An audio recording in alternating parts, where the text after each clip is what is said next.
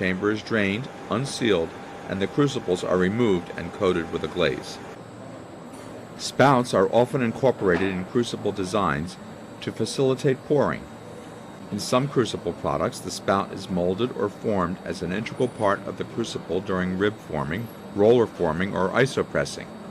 In other cases, the pouring spout is cast separately from the crucible and attached to it during crucible manufacturing or while the crucible is being installed in the customer's furnace.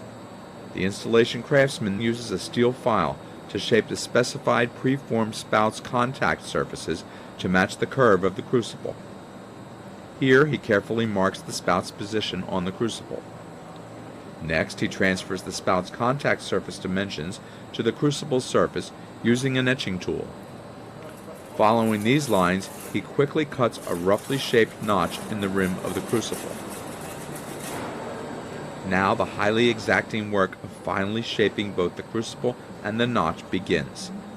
It takes the accuracy of a skilled craftsman's eye and well-practiced hands to almost seamlessly match spout and crucible. The spout must fit tightly, provide the proper pouring pitch, and be absolutely level with the top of the crucible.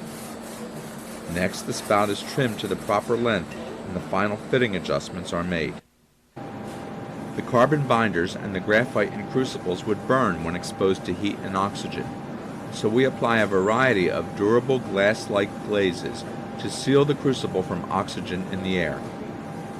Like the crucible materials themselves, glazes are engineered to provide specific performance characteristics such as resistance to chemical attack, to thermal shock, and to physical damage. After the glaze is applied, each crucible is moved to the firing area where large movable kilns are loaded with the crucibles and other foundry products.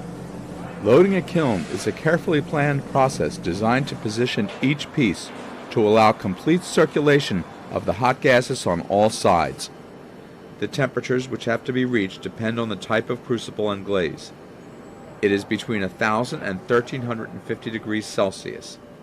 That's 1,800 to 2,450 degrees Fahrenheit. After being fired at high temperature in our large kilns, these glazes help prevent damage to the carbon in crucibles and greatly extend their service life. After firing has been completed, each crucible is inspected by an experienced quality control